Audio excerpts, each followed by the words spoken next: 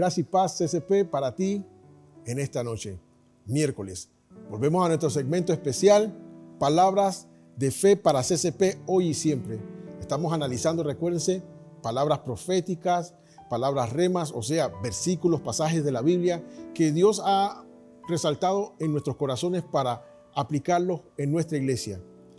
La palabra que hemos estado viendo está basada en una profecía y en algunos versículos bíblicos que Dios ha impresionado en nuestro corazón, que tienen que ver con sustentar.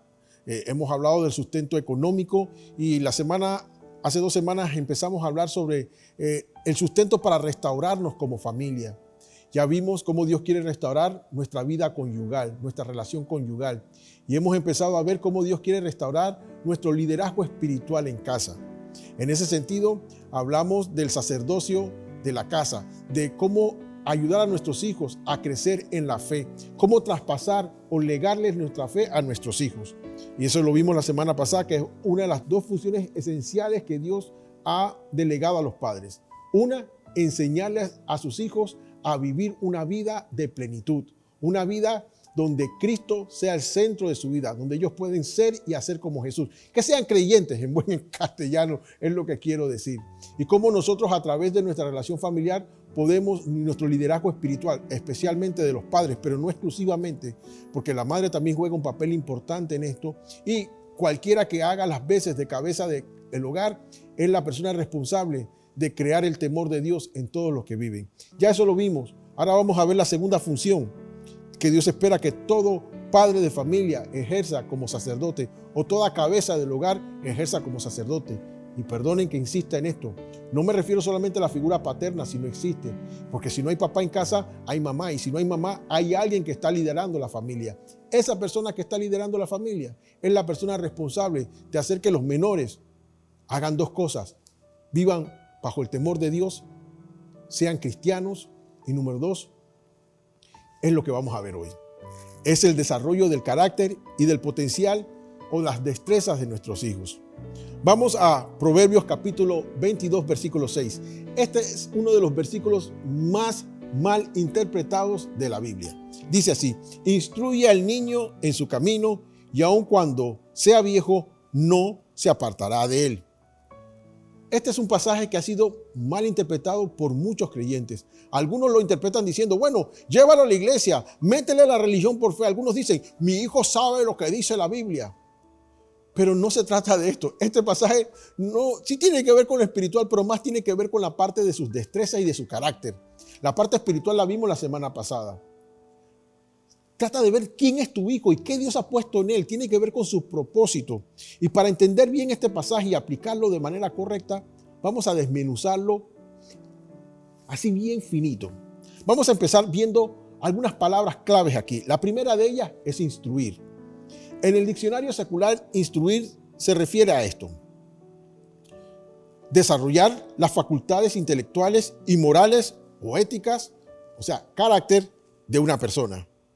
Dirigir, encaminar, adoctrinar, o sea, señalar el camino por donde debe ir una persona. Darle los parámetros, los valores correctos para que esa persona pueda gobernarse ética y moralmente. Sabemos que la ética y la moral de un creyente está basado en los principios bíblicos, en su fe, lo que Dios dice que es bueno y lo que Dios dice que es malo. Y número 3, y según el diccionario, instruir se refiere a educar, también se aplica en la siguiente manera: adiestrar o perfeccionar. Tiene que ver con preparar los sentidos. Por ejemplo, educar su oído para la música. Tiene habilidades culinarias, educar su paladar, saber hasta dónde le echa sal, hasta dónde le echa picante, hasta dónde le echa azúcar a la cosa. Es adiestrar, es despertar aquello que está dentro, que él ya por naturaleza hace bien, pero para que lo haga con propiedad y conciencia. Ahora vamos a ver lo que significa en el original hebreo, según el diccionario bíblico. Lo que acabamos de ver fue lo que significa en el diccionario secular. En hebreo, o sea, en el idioma en que se escribió este pasaje, instruir tiene las siguientes aplicaciones. La primera es estimular, y se refiere a lo que hacían las parteras cuando los niños nacían. Ellas agarraban estos 2 dedos y lo ponían en una pócima de dátiles, que era como bien amarga. Amarga no es la palabra, como ácida. En inglés la palabra es torture. No sé cómo decirlo. Es como sabe el saladito, a los que han comido saladito. Yo sé que algunos de ustedes han comido saladito. Esa sensación que te mueve a hacer eso. Y le metían los dos dedos esto y agarraban su paladar y la parte de arriba de la boca y le juntaban esto para provocar este efecto. Y luego se lo daban a la mamá para que lo amamantara. Estimular su nutrición. Número 2, habla de controlar. La palabra en hebreo instruir quiere decir controlar. Y viene de la equitación, de dominar o de domar un caballo salvaje. ¿Cómo hacemos eso? Con disciplina, con corrección. Y habla entonces de traer al control, traer al dominio propio, enseñar a nuestros hijos a manejarse de la manera correcta, a dominar sus ímpetus, a que no esté por ahí dando brincos y saltando, que sepa cómo conducirse en medio de la sociedad y cómo atravesar por los momentos críticos que va a atravesar como ser humano. Y la última tiene que ver con consagrar y tiene que ver con dedicarlo a una tarea, a una labor específica. Encaminarlo en esa dirección. Entonces vemos que hay 3 aplicaciones. 1, estimular, despertar su ánimo, su sed. 2, controlar, que él aprenda a manejarse correctamente y a dominar sus ímpetus. Y 3, consagrarlo, dedicarlo a una labor. Esto es más largo, pero por cuestión de tiempo no voy a entrar en más detalle. La segunda palabra que veremos es niño. Esta palabra es mucho más amplia de lo que nosotros pensamos o como la vemos hoy en día, o como la usamos hoy en día más bien. Hoy se refiere a un infante, a un menor de edad. En esos días esa palabra era muy amplia. Se refería a una persona entre 0 hasta 25 años. O sea, toda la etapa de desarrollo del ser o de la persona. Cuentan los científicos que las personas llegan a su máximo desarrollo cerebral a los 25 años. O sea, la mente de un individuo se consolida a los 25 años. Es donde empieza a ver la vida con un grado de madurez que antes no podía verlo. Y eso es lo que se refiere a un niño. No se refiere solamente a un menor de edad, a un lactante, a un infante. Se refiere a una persona que llega hasta los 25 años. Interesante, ¿verdad? La otra palabra que veremos aquí es en. Y se refiere de acuerdo con o según su propósito. Tiene que ver con vamos a hacer lo que vamos a hacer con nuestros hijos de acuerdo al propósito que Dios nos está revelando de él. La otra palabra que vamos a ver ahora es camino. Muchos piensan, y aquí es donde viene la gran confusión, de que se refiere a los caminos del Señor. Y dicen, yo voy a llevar a mi hijo a la iglesia, aunque no quiera, y lo voy a llevar a la escuela bíblica, y voy a meterle la palabra de Dios, y le voy a decir la Biblia dice. Ellos saben lo que la Biblia dice, dicen algunos padres. Yo le enseñé desde chiquitito, la han memorizado. No se está refiriendo a eso. Lastimosamente no. Veamos de qué se trata. Yo la clasifico en 3C. Esa palabra tiene 3 aplicaciones que lo vamos a hacer con 3C. La primera C es compatibilidad.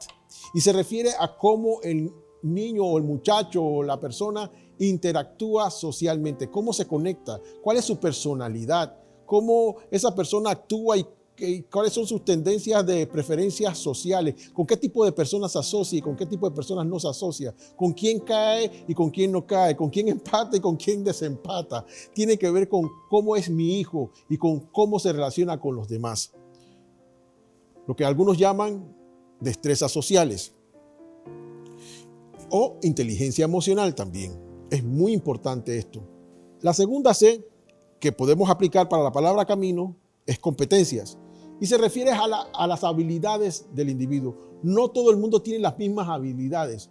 Antes calificamos a una persona como inteligente porque sus habilidades eran psíquicas. Piensa bien, tiene una buena retentiva, pero eso no es la única inteligencia que hay. Ahí también ahora los expertos en conducta humana nos hablan de inteligencia motora, personas que tienen habilidades con las manos, que son buenos para armar, desarmar, que son buenos mecánicos, que son buenos herreros, que son buenos artesanos. Esa es una inteligencia. También tenemos personas que son inteligentes en la parte académica, en todo lo que tiene que ver en la parte mercantil. ¿Cuál es la inteligencia de mi hijo? ¿Cuáles son sus habilidades? No todos van a ser músicos, no todos van a ser doctores, no todos van a ser ingenieros. porque no tienen esa inteligencia. Hay algunos que van a servir para ser barberos. ¡Ay, barbero mi hijo!, dirá alguno. Barbero mi hijo. Yo me senté y conté cuánta gente y cuánto dinero se ganaba uno de mis barberos. Y yo quería ser barbero, porque él tenía 3 casas y tenía 2 carros y tenía un carro de 8 cilindros cuando la gasolina se puso carísima. Y él no chisteaba. Manejaba su carro todos los días y viajaba por lo menos una vez al año por 1 o 2 meses al extranjero. Y era mi barbero. Así que no menosprecie ninguna carrera o ninguna habilidad de su hijo. Más bien estimúlele. No tenga ese estereotipo de que si no es un universitario no va a triunfar. Y no estoy diciendo con esto que no debe mandarlo a la universidad, pero no todos estamos hechos para la universidad. Algunos estamos hechos para carreras vocacionales. Si no fuese así, entonces ¿quién arreglaría nuestro auto? ¿Quién construiría nuestra casa? ¿Se ha puesto a pensar en eso? No todos deben ser ingenieros de la NASA. Y la tercera C es el carácter. Esto hace referencia a sus convicciones, a sus valores, a sus motivaciones y a sus habilidades. Esas son las cosas que van a gobernar su vida y lo van a llevar a tomar decisiones. Es la parte más importante de instruir a nuestros hijos.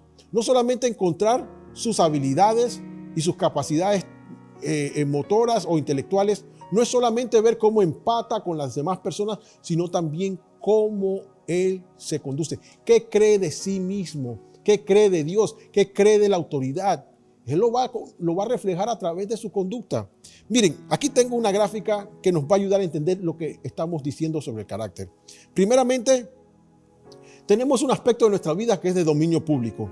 Esa parte es la personalidad y muchos confunden la personalidad con el carácter. La personalidad puede ser extrovertida, puede ser introvertida. Hay personas que se manejan muy bien. Por ejemplo, yo soy bastante extrovertido en ciertos ambientes. Mi esposa parece ser más introvertida en ciertos ambientes. También tiene que ver con la conducta. La conducta del ser humano es lo más visible. Todo el mundo ve cómo tú te conduces y cómo no. Y tiene que ver con hábitos y actitudes. Es lo que es de dominio público. Pero ese no es el carácter. Ese es solamente un aspecto del carácter. Luego viene una parte que no vemos. Es la parte o que ven muy pocas personas, la parte privada. Esa la ven las personas que nos conocen y tiene que ver con nuestras motivaciones. ¿Qué es lo que nos mueve y qué es lo que nos paraliza? ¿Qué es lo que nos entusiasma y qué es lo que nos desanima? Deseos, metas y pasiones reflejan nuestras motivaciones. También están nuestros valores, nuestras prioridades, en qué invertimos nuestro tiempo, en qué invierte el tiempo tu hijo. ¿Dónde gasta el dinero que le das? ¿A dónde se mete y a dónde nunca quiere meterse? Posiblemente sea la iglesia, pero tráelo de todas maneras. Porque en ese momento piensa que no necesita de Dios.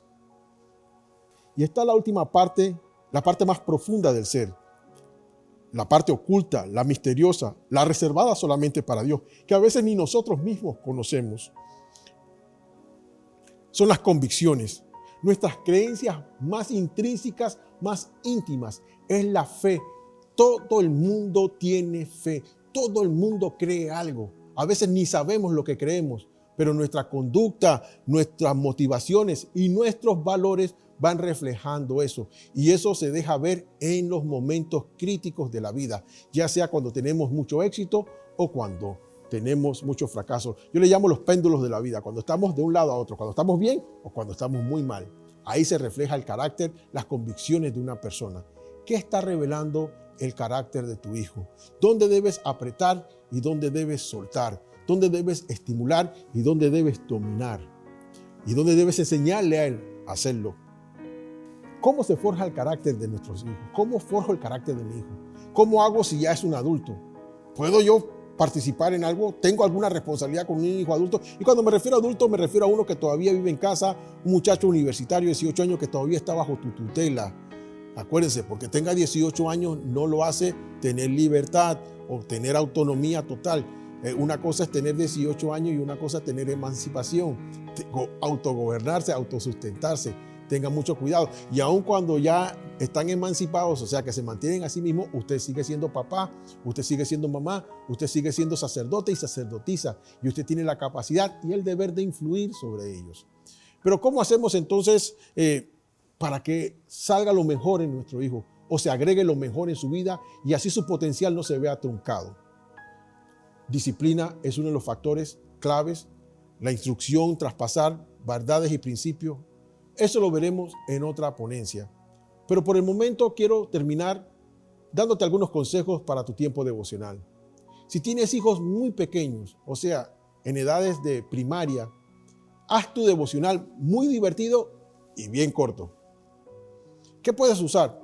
Puedes usar algún material que CCP te haya mandado. Puedes revisar, puedes hablar con Stephanie, con Eduardo, para que te envíen material de la escuela bíblica y va a ser muy participativo, mucho colorear, mucho divertirse.